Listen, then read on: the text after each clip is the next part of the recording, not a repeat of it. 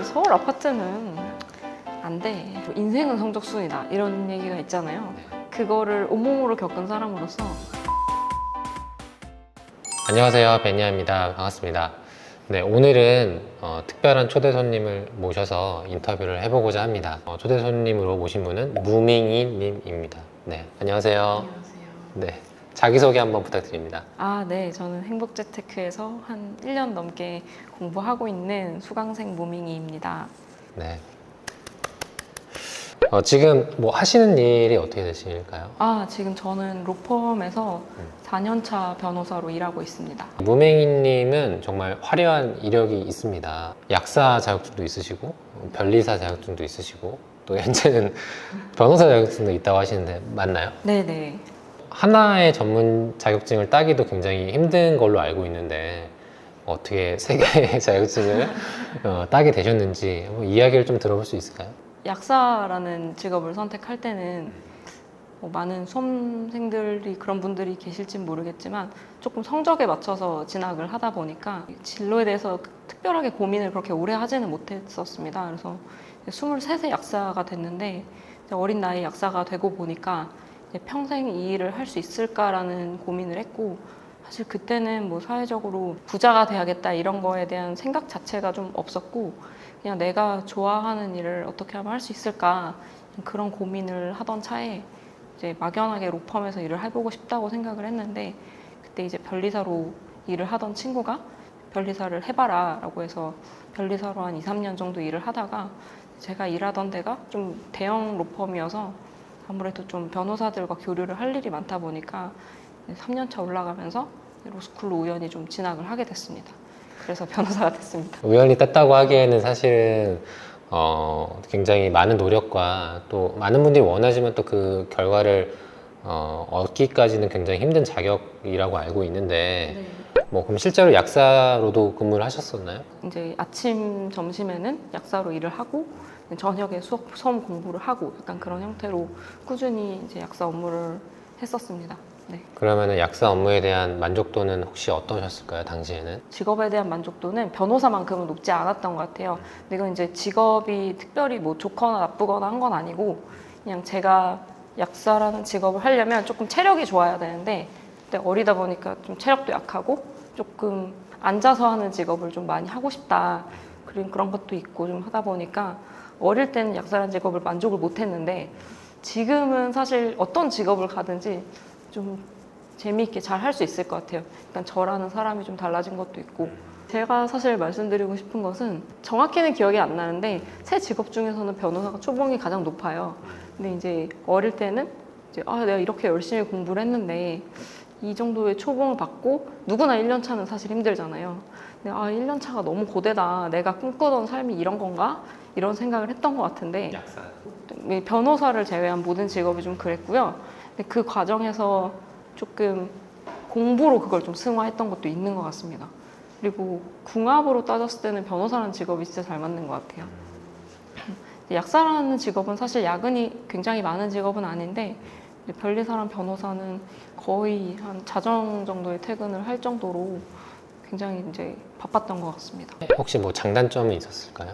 장점은 안정적인 직업, 안정적. 뭐 어느 정도의 수입 이런 것이 되겠지만, 단점은 조금은 아쉬운 수입. 왜냐하면 이제 거기가 로펌이었기 때문에 좀 그랬던 것 같아요. 무밍님께서 이제 저희 스터디에서 미니 특강을 해주신 적이 있는데, 이제 독서실 사진을 첨부하시면서 이곳이 나의 과거엔 우주였다라고 표현하셨는데, 그때는 좀 어떠셨나요? 사실 이제 저희들끼리 보면서 좀 웃는 사진이 하나 있는데요. 저희가 이제 서울대 앞에서 단체 사진을 찍은 적이 있어요. 근데 그 뒤에 그때 이제 서울대에 막 분양을 하던 굉장히 히트친 아파트가 있었습니다. 그래서 그 아파트 현수막이 오른쪽에 걸려 있고 왼쪽에 서울대 마크가 있었는데, 그 누구도 오른쪽에 아파트 마크를 안 봤어요.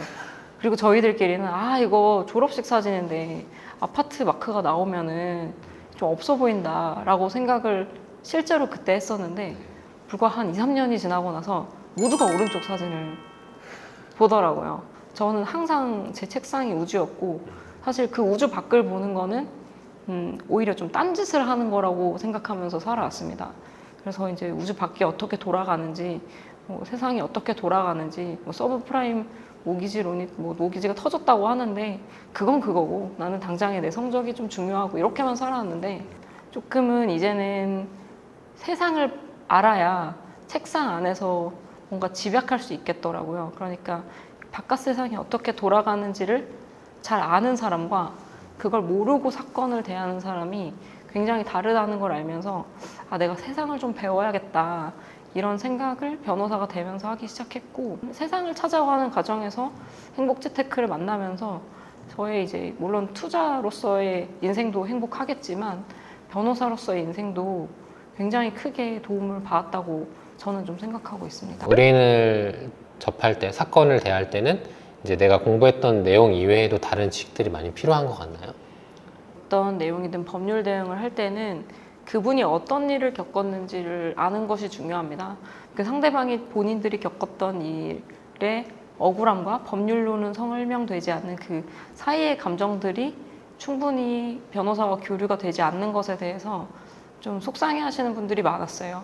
근데 이제 그분들의 이야기를 먼저 듣고 그분들을 납득시킨 후에 저희의 이야기로 법원에 전달을 하려면 결국은 좀 세상을 알아야 되고 그분들이 어떤 일을 겪었는지를 알 수 있어야 하고 그래서 조금 세상 공부가 필요하지 않나 이렇게 생각을 합니다. 이제 성적순으로 매기자면 좋은 성과를 단기간에 내셨다고 볼 수 있는데 그럼에도 이 부동산 공부를 하시게 된 계기가 있으실까요? 뭐 인생은 성적순이다 이런 얘기가 있잖아요.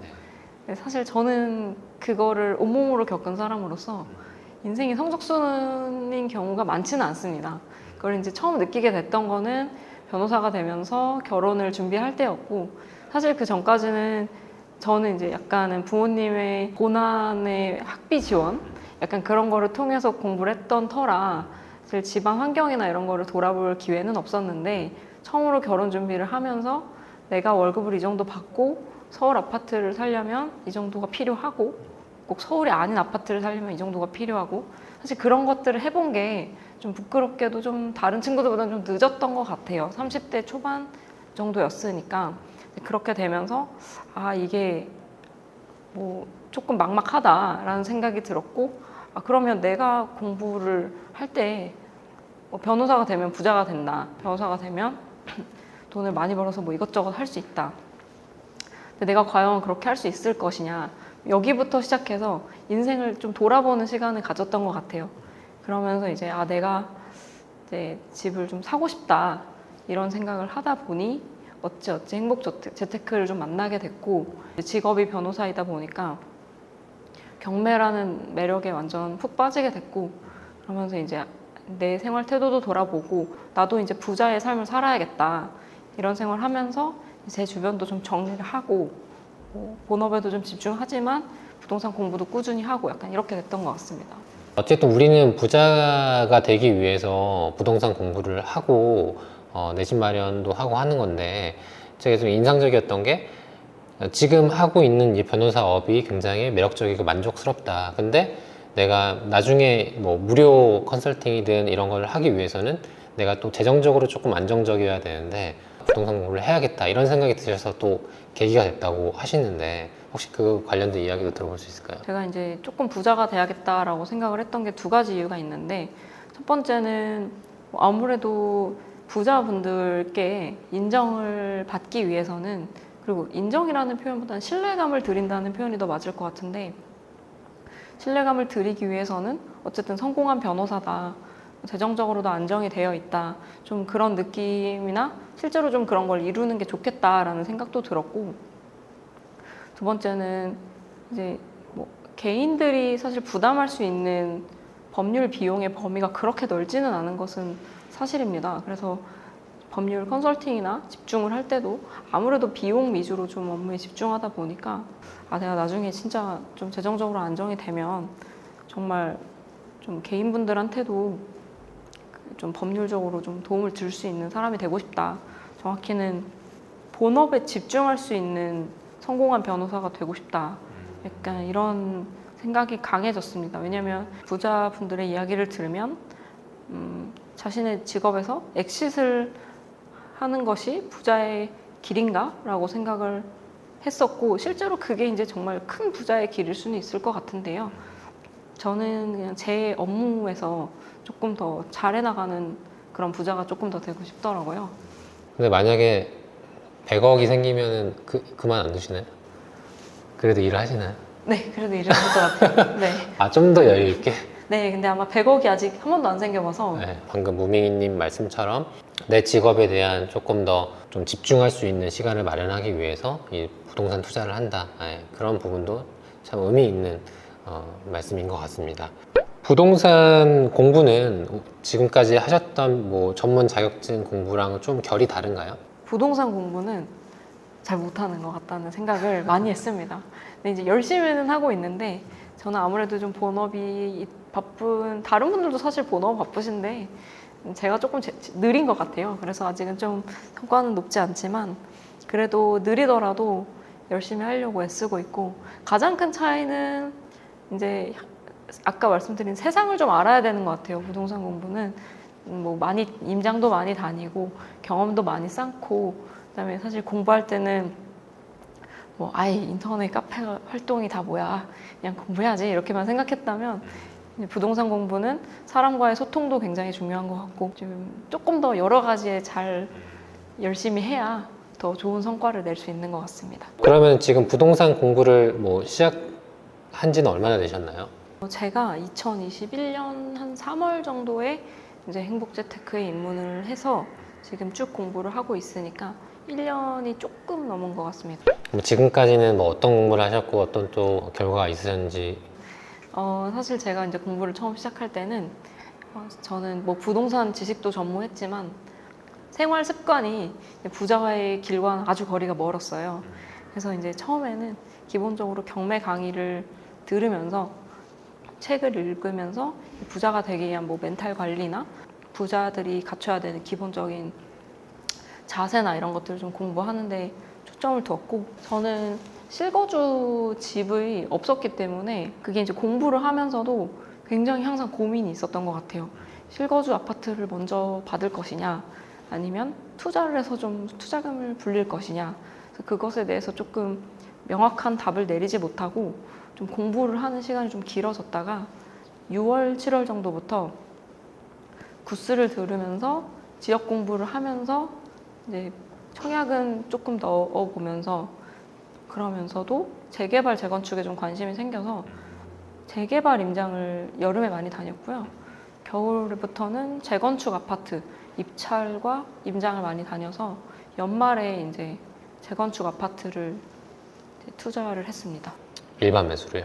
네. 아, 진행 속도는 어떻게 됐나요, 거기는?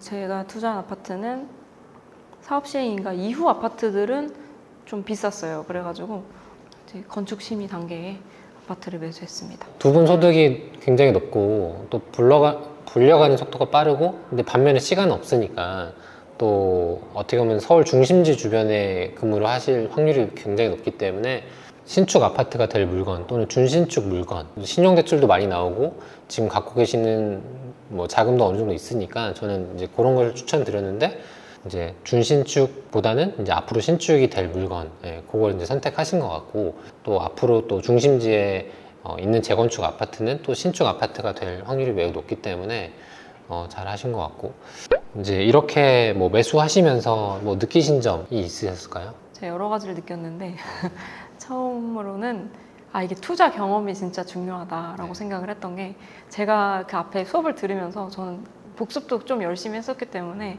굉장히 투자자로서 착실하게 완벽하게 길을 가고 있다고 착각을 했었는데 제가 굉장히 놓치고 있던 게 많더라고요. 예를 들면 이제 구스 수업 자료를 받으면 제가 사는 지역부터 봅니다. 그리고 거기 중에 이제 넣을 만한 게 있나 없나 이런 식으로 접근을 했는데 사실 이제 재건축 아파트 투자를 하고 나니까 내가 조금 더 이제 지역을 분석해서 조금 내가 사는 지역 말고 다른 곳에서 눈을 돌려서 분양권 투자를 좀 해봤으면 훨씬 더 좋았겠다라는 생각을 제 아파트 매수를 하면서 정말 강하게 하게 됐고요. 첫 집으로 아파트를 살 때 좀 두려움이나 반면에 또 확신이나 이런 것이 좀 있으셨나요? 이제 수강생 분들 중에서도 겁이 진짜 많은 편인 것 같아요. 그래서 사실 투자에 조금 불리한 면이 있었습니다. 이제 들은 공부와 스터디 개수에 비해서 투자 성과가 좀 미미했던 게 중에 하나가 임장은 다 다니고 부사님 설명 다 듣고 마지막에 도장을 못 찍는 그런 징크스가 있었어요. 그러다 보니까 저희 집도 이제 계약을 할 때 마지막까지 이제 고민을 했는데 매수할 수 있었던 이유는 그 제가 이제 재개발과 재건축 임장을 그래도 한 1년을 다녔다 보니까 조금은 약간 이번에는 투자를 하자 약간 이런 마음이 있었던 것 같습니다. 재건축 아파트는 이제 매수하셨는데 이제 입주하시나요? 네, 지금 입주하려고 준비 중에 있습니다. 제가 그때 급하게 뭐 이제 계약을 하게 된 것도 제가 이제 세입자로 살다가 퇴거? 명도를 해줘야 되는 상황이 됐어요. 그래가지고 이제 명도를 해드리고 한 달 정도 이제 친정에서 지내다가 이제 6월 1일에 입주하게 됐습니다. 집을 진짜 이렇게 사보셨을 때 느낌은 좀 어떠신지? 네, 그냥 겁이 납니다. 저도 겁이 났고요. 그러니까 이제 사실은 연봉이 높으면 모이는 돈이 뭐 많을 수도 있는데 제 경우에는 좀 씀씀이도 같이 커졌어요. 그래서 이제 지금은 제가 공부를 그래도 좀 했다 보니까 대출이나 이런 거 상환에 대한 두려움이 좀 줄었는데 옛날에는 쓰는 비용이 크니까 남는 돈은 적고 대출에 대한 공포감은 높고 그리고 실제로 제 주변 변호사들도 이제 서울 집 사는 거 얘기하면 그냥 우리는 이번 생에 집 못 사. 우리들도 그렇게 얘기를 하고 있습니다. 그래서 변호사분들도 실제로 내 집 마련에 대한 장벽은 동등하게 있다. 거의 오늘만 5명에게 그 멘트를 듣고 왔어요. 서울 아파트는 안 돼. 약간 이렇게 똑같이 고민하고 내가 왜 아파트라는 거에 대해서 이렇게 관심을 안 두고 살았지? 제가 이제 아까 말씀드렸던 것처럼 나는 아파트라는 건 자동으로 생기는 줄 알았다고 그렇게 생각을 했다가 결혼할 때 되고 이러면 하나 둘씩 깨닫는 것 같습니다. 어떻게 자동으로 생긴다고 하던가요? 되게 모두가 그냥 뭐 자연스럽게? 그냥 뭐 대출 나올 거고 그냥 뭐 대출 조금씩 갚으면 될 거고 근데 계산 안 해본 거죠. 이제 그냥 뭐 어떻게 되겠지 이렇게. 그렇죠. 이제 저희가 학교 다닐 때 강남 아파트가 10억이 조금 안 됐었어요. 그러니까 이제 연봉은 사실 변호사 연봉은 쭉 비슷했거든요. 근데 오히려 인플레이션을 비교해 보면 안 오른 편에 속하는데 그럼 뭐 1년에 1억씩 갚으면 9년이면 갚겠지? 약간 요 정도로 약간 안일하게 생각했던 것 같아요.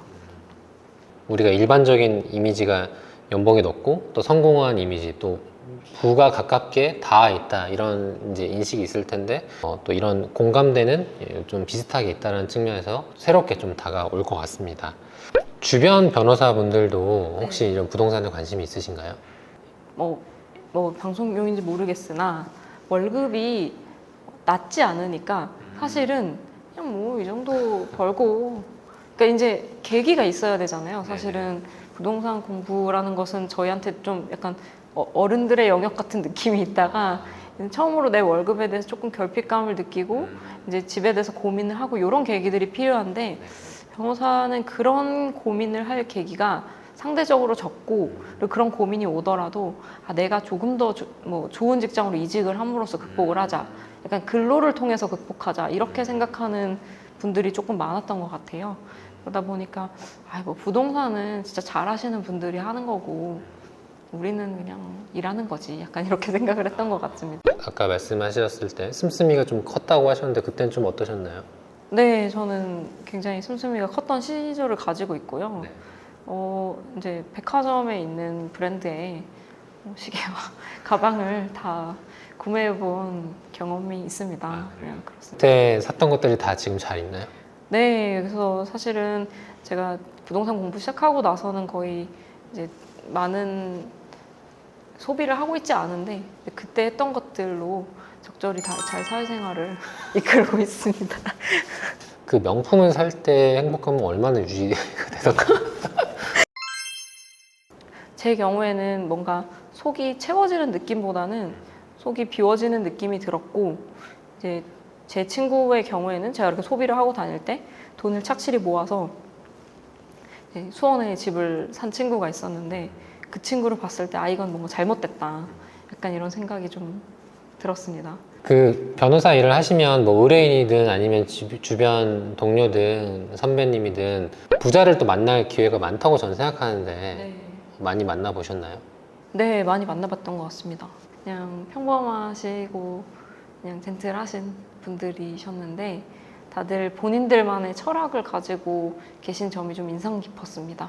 뭐 예를 들어서 한두 가지 뭐 기억에 남는 사례나 있을까요? 본인들이 하시는 업에 대한 이제 상세한 지식이나 이제 추구하는 방향 이런 것들에 대해서 좀 열심히 얘기해 주셨고, 공통적으로 느꼈던 거는 저는 이제 그분들의 사연을 담는 직업이다 보니까 항상 인생에 스토리가 있으셨습니다. 그런 것들이 좀 인상 깊었습니다. 부자가 되면 이런 소송이 겪을 확률도 높다라고 봐야 될까요? 네, 걸리는 경우도 상당히 있습니다. 이제 다른 사람들이 소송을 걸어오는 경우들도 있기 때문에, 특히 제가 있는 최근에 만나본 분들은 이제 코인을 하시는 분들이 많았는데, 코인 분야의 경우에는 또 워낙 법률 분쟁이 많다 보니까 또 많이 뵀던 것 같아요. 이제 변호사 업무를 하시면서도 동시에 이제 부동산 투자도 동시에 하셨는데, 불인이 분들에게 이제 변호사로서 뭐 해주고 싶은 이야기나 팁이 있을까요? 어떤 상황이든 뭐 문자나 뭐 사진이나 이런 것들을 항상 기록을 많이 해두시라고 말씀을 드리고 싶고, 계약을 체결할 때는 계약 체결 전에 고민거리가 있다면 항상 누군가와 한번 상담을 해보고, 변호사의 문턱이 생각보다 높지 않기 때문에 그냥 물어보시고 계약을 하시는 편을 추천합니다. 왜냐하면 법률 분쟁이 변호사가 있으면 다 해결이 될 것 같지만 사실 예방이 훨씬 더 중요하기 때문에 일단 문제가 터지고 나면 수습하기 어려운 경우들이 있어요. 그래서 항상 너무 겁낼 것도 없고 투자 공부하시면서 항상 잘 알아보시면서 하면 좋겠습니다.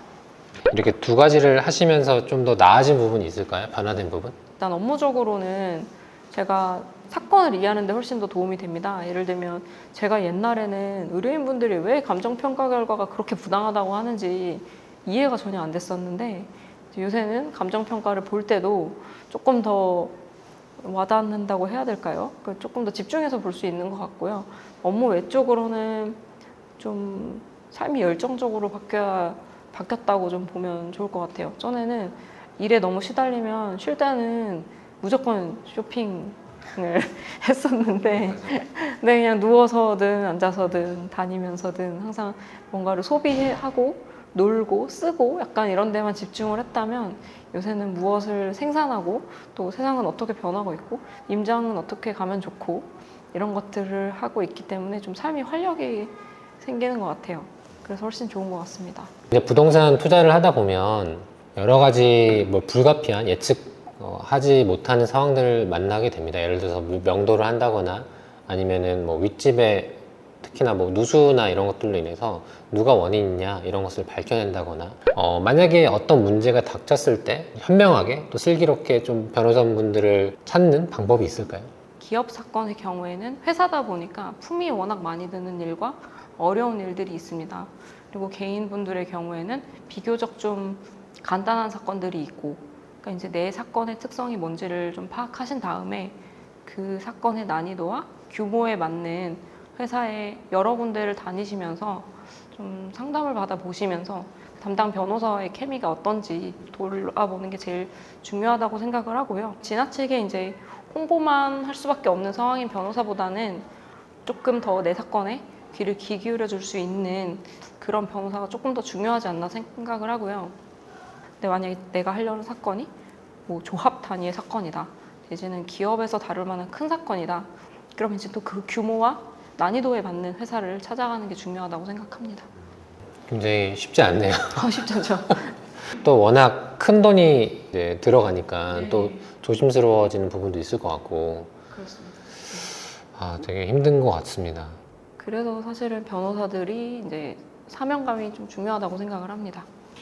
뭐 내 사건을 잘 처리해 줄 수 있는 분인지 아닌지는 이게 케미를 봐야 한다고 했는데, 이게 이제 단기간의 대화로 찾기가 또 쉽진 않겠죠? 이제 지인의 추천이 있으면 제일 좋을 것 같고요.